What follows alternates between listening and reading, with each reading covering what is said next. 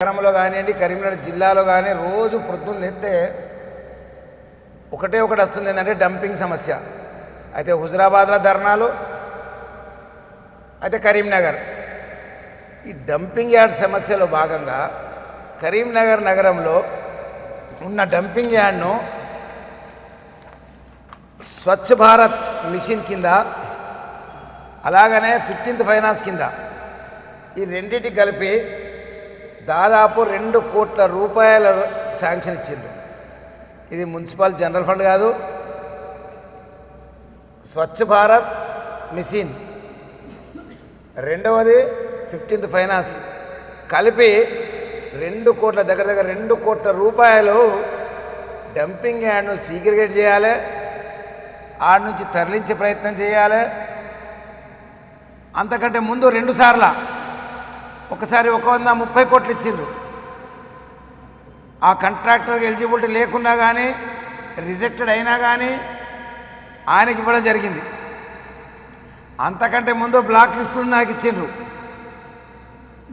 మొన్న జరిగిన కాంట్రాక్టర్ మళ్ళొక్కసారి 2 కోట్ల రూపాయలు పెట్టాలని స్వయంగా అటు సిడిఎంఏ గారి ద్వారా ఒక కఠినమైన నిర్ణయం తీసుకొని టెండర్ పెట్టడం జరిగింది. కానీ ఈరోజు పరిస్థితి ఏంటంటే ఆ టెండర్ ఓపెన్ చేస్తలేరు. నేను అడుగుతున్న ఈరోజు అధికారులకు, మీకు ఏమన్నా చేతులకు రోగం పుట్టిందా? ఏమన్నా రోగం పుట్టిందా? ఎందుకు ఓపెన్ చేస్తలేరు? సమాధానం చెప్పవలసిన బాధ్యత ఉంది. కమిషనర్ గారు మీరు పట్టించుకుంటలేరు, కలెక్టర్ గారు పట్టించుకుంటలేరు. టెండర్లు ఓపెన్ చేసేందుకు ఏం మీ చేతులకు రోగం వచ్చిందని అడుగుతున్నా.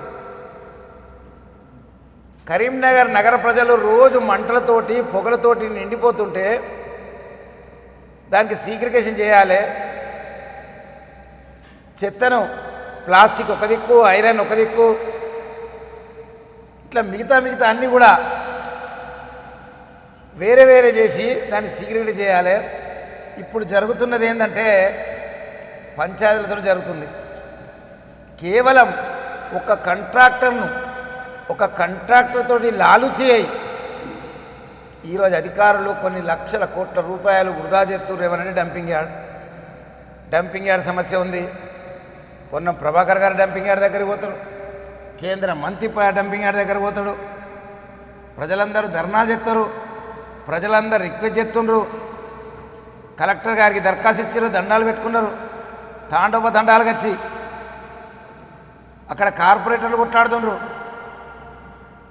ఇంతమంది కొట్లాడంగా కూడా ఆ టెండర్లకు ఓపెన్ చేయకపోవడం ఏంది?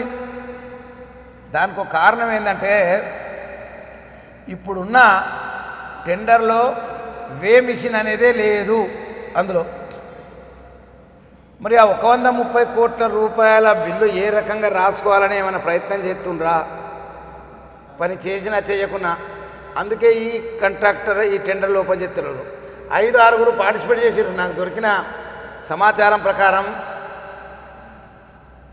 ఒకటి క్యూబ్ మన కంపెనీ పేరు, ఒకటి జ్ఞానేశ్వర్, హిందుస్థాన్, దేవాజ్ఞ, దయాచరణ్ అండ్ కంపెనీ, ఈ 5 పార్టిసిపేట్ చేసారు.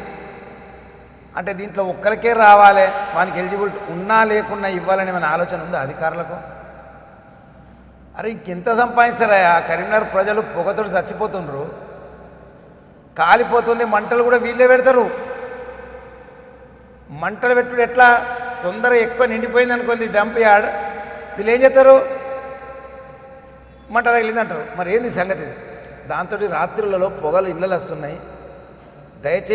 దయచేసి సిడిఎంఏ గారు, ప్రిన్సిపల్ సెక్రటరీ గారు, మీరు ఇటువంటి జరుగుతున్న కరీంనగర్లో అధికారులు దేనికున్నారు? టెండర్లు పెట్టాలి, ఓపెన్ చేయాలి. ఎవరికి వర్క్ ఆర్డర్ వస్తే వాళ్ళకి ఇచ్చేయాలి.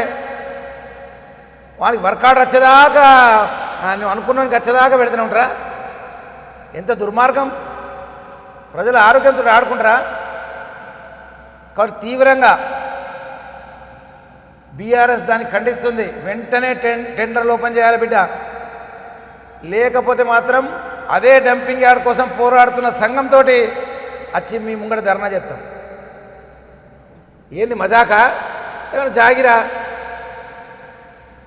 మీ ఓనికి వచ్చేంతసేపు టెండర్లు వాయిదెత్తనే ఉంటారా?